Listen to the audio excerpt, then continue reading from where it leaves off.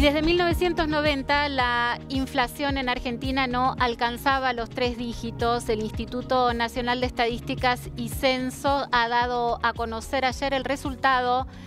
En el último año los precios en Argentina han aumentado un 102,5%.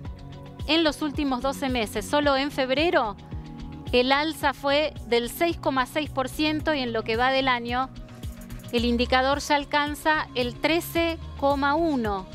Entre los rubros que más aumentaron los precios el mes pasado se destaca el de los alimentos y bebidas, que avanzó un 9,8%, superando al índice general de inflación.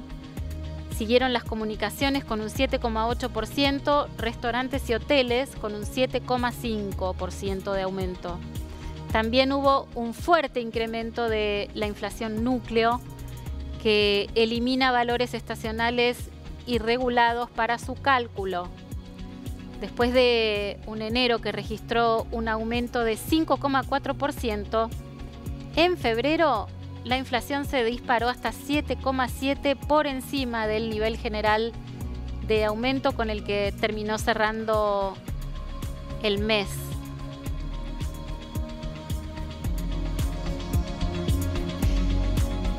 Y claro, la inflación no solamente afecta a Argentina, y semejante nivel de inflación impacta a toda la región. Para ver cómo impacta justamente, estamos en comunicación telefónica, en comunicación con Patricio Rojas, economista chileno desde Chile. Muy buenas tardes, Patricio. Mariela Diegues lo saluda en Buenos Aires. Hola, buenas tardes. ¿Cómo estás, Mariela? Muy bien, gracias. En principio, bueno, ni hablar del problemón que es para los argentinos, pero ¿cómo impactan estos números en el resto de la región y por qué? A ver, yo diría que el tema de la alta inflación es un fenómeno global. Digamos, todos los países en el mundo post pandemia han vivido un proceso inflacionario que en general antes de la pandemia estaba con un nivel relativamente estable en la gran mayoría de los países. La situación en Argentina claramente es un tema que toma mucho más años, digamos, y tiene un proceso que viene anterior al periodo de la pandemia. En América Latina en general, todos los países sufrieron un proceso de alza inflacionaria durante el año 21 y 22 sobre todo, y todos los países en general iniciaron procesos monetarios restrictivos para poder reducir esos procesos en los siguientes años.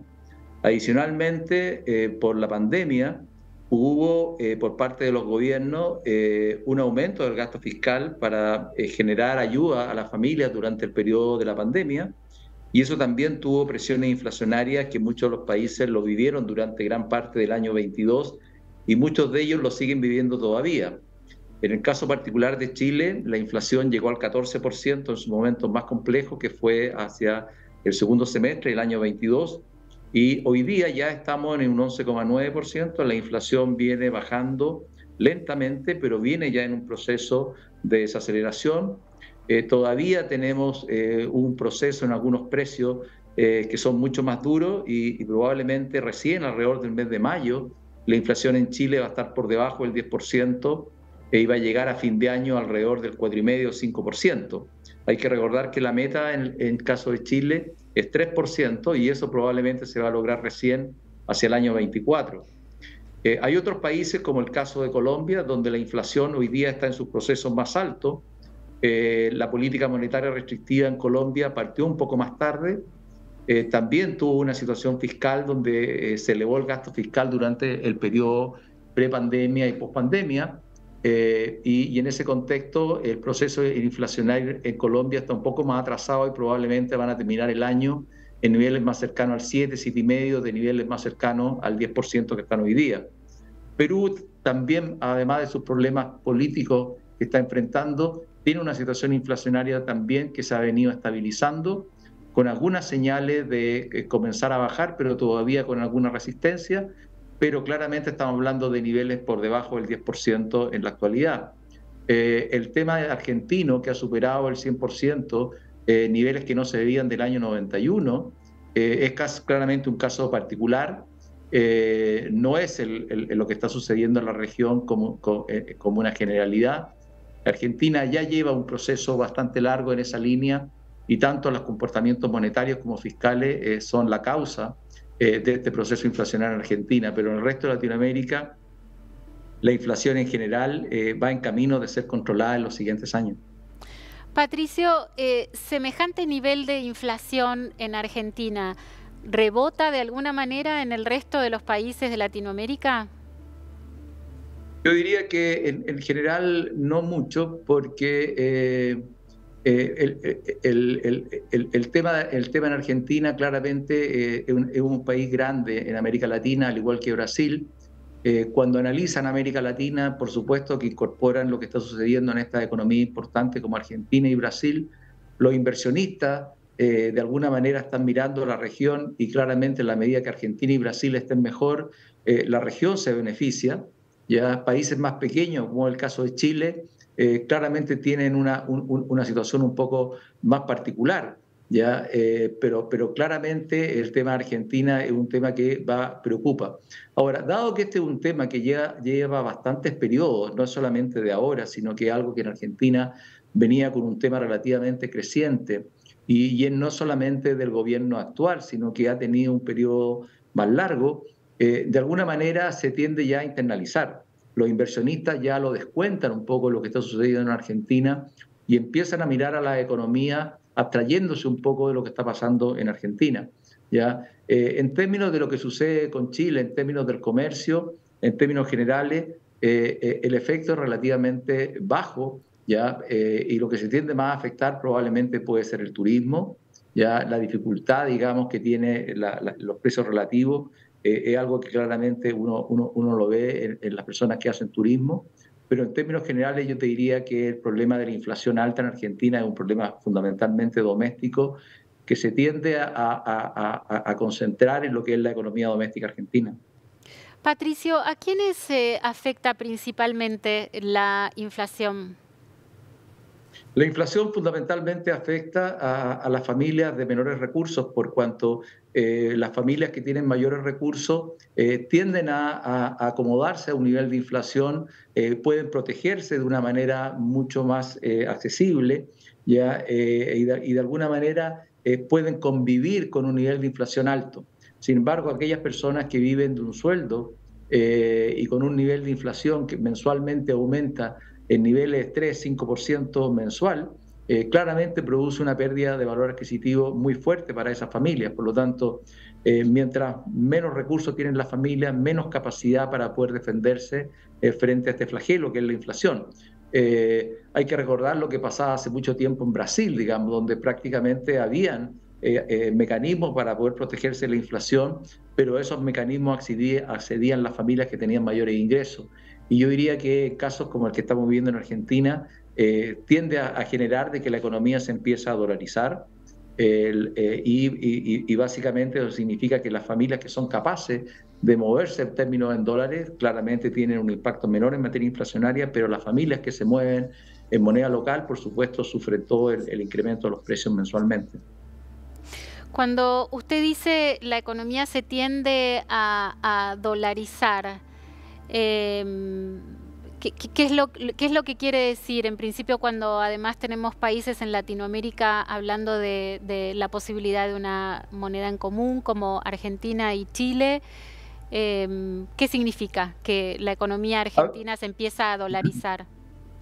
A ver, lo que pasa es que cuando la moneda argentina con la inflación pierde valor, ¿ya? Por lo tanto, para poder comprar necesito cada vez más billetes, digamos. Por lo tanto, en la medida que yo pueda usar otra moneda que tiene un valor más estable, como puede ser el dólar, los precios se empiezan a transar en dólares, ¿ya? Los servicios se empiezan a transar en dólares y por lo tanto uno empieza a ver que la moneda que tiene de operación, que opera en la economía, ya no es la moneda doméstica, ya no es el peso, sino que es una moneda extranjera que en este caso tiende a ser el dólar.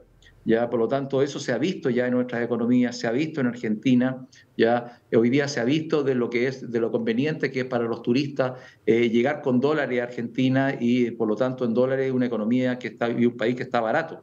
¿ya? Porque uno llega con una moneda que tiene un valor relativamente alto como el dólar, y la moneda local ha perdido valor, ¿ya? Y eso es un tema que fundamentalmente ocurre en países donde tenemos niveles de inflación de 3 dígitos, en este caso, como el caso de Argentina.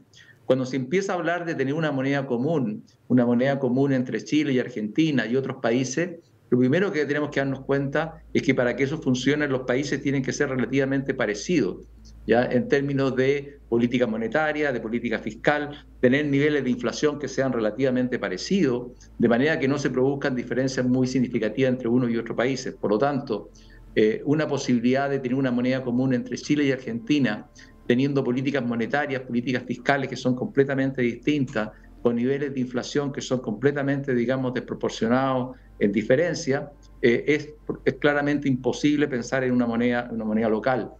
Cualquier persona que se le hubiese ocurrido pensar en una moneda local, una moneda única, claramente no está haciendo un análisis correcto. Ya el análisis correcto, y un poco lo vemos también con el euro en el caso de Europa, que pasó por mucho tiempo para que realmente se consolidara el euro como una moneda única. Ellos venían trabajando en un periodo largo y quedaron algunos temas pendientes, como fueron temas de deuda, como temas fiscales, que posteriormente se han ido pagando algunos costos, pero en general es muy poco probable que dos economías que sean muy distintas en estos aspectos que mencioné puedan evolucionar y caminar hacia una moneda única. Eso claramente no es viable en el actual escenario. Patricio, lo llevo por un momento al tema que es justamente del momento, porque hay un derrumbe de las bolsas en todo el mundo con la caída de uno de los bancos más importantes de Europa. ¿Cuál es su mirada respecto de lo que está pasando en este momento? Sí, bueno, justamente en estos días está pasando el tema del banco el Credit Suisse.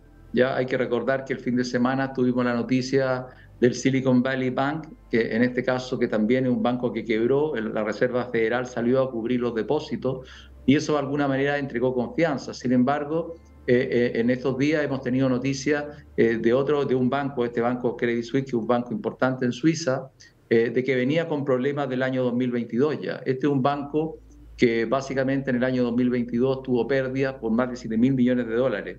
¿Ya? Y en los últimos días hemos conocido primero que ha reconocido que tuvo una deficiencia material, digamos, en la información de sus inversiones, y adicionalmente se conoció que su principal accionista no quiere, digamos, colocar nuevo capital. ¿Ya? Por lo tanto, eso generó una cuota importante, digamos, de incertidumbre en todo el sector bancario europeo. Adicionalmente, el Credit Suisse es un banco que en el año 2017 más o menos invirtió en 4 fondos de una empresa, el cual esa empresa quebró y los 10.000 millones que invirtió el banco en esos fondos solamente recuperó alrededor de 7.500 millones, por lo tanto tuvo que soportar una pérdida importante y además se ha conocido de que esa relación que tuvo en esos 4 fondos que invirtió, habían algunas relaciones de parte relacionada y habían algunos temas que habían sido deficiencias por parte del banco.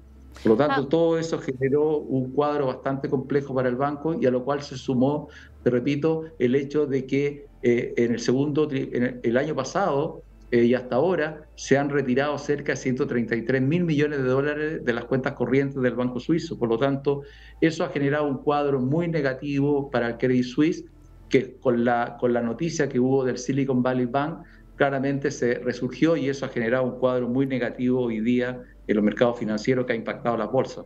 Ahora, ¿por qué pasa esto todo junto? Porque cuando empezábamos a retomar la calma después de Silicon Valley y ayer se decía que todo estaba volviendo a la normalidad, ocurre lo del Credit Suisse. ¿A qué se puede atribuir? ¿Lo del Credit Suisse es una consecuencia? ¿Lo del Silicon Valley es como una especie de retroalimentación? ¿Tiene que ver con la confianza o desconfianza de los accionistas? ¿A qué podemos atribuir que esté pasando todo esto, todo junto ahora? Y si podríamos pensar en que todo vuelva a la normalidad en los próximos días, ¿o qué se puede esperar? ¿Que haya otra vez otro banco de este tenor en problemas también? No, lo del Credit Suisse es un tema que estaba en desarrollo. Era algo que se conocía previo a lo que pasó con el Silicon Valley Bank. Ya esto estaba ocurriendo durante el año 22, se conocía de que este banco había tenido un monto de pérdida importante durante el año 22 se conocía también de lo que había sucedido con algunos accionistas del banco que habían disminuido su participación, ¿ya? Y por lo tanto, cuando sale la noticia del Silicon Valley Bank, afecta a todos los bancos en el mundo y todos los bancos de alguna manera se empiezan a ver cuestionados si es que no hay alguna noticia adicional respecto a otros bancos. En la medida de que el Banco Central Americano sale a responder y a cuidar los depósitos, el tema se tiende a calmar, y también se hace un cierto hincapié de que la gran mayoría de los bancos más grandes en el mundo están bajo Basilea III, y por lo tanto eso genera un grado de supervisión y de fiscalización que es completamente distinto al grado de fiscalización que tenía el Silicon Valley Bank, ¿ya? Por lo tanto, eso entra con alguna calma, sobre todo el día lunes, ¿ya? Pero también entran los cuestionamientos respecto a este banco Credit Suisse, que ya venía con problemas, que frente a lo que pasa con el banco en California, se empieza a cuestionar la situación del Banco de Suiza. Ahora, conjuntamente en estos días ya se conoce la noticia de que el principal accionista del banco suizo no va a colocar más capital.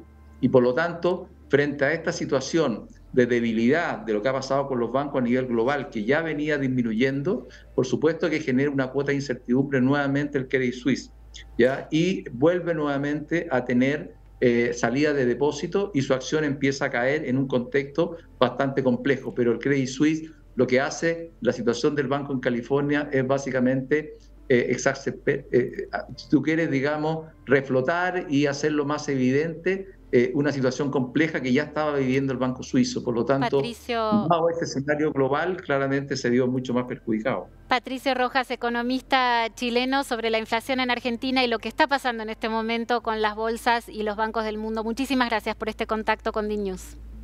No, que esté muy bien, Mariela.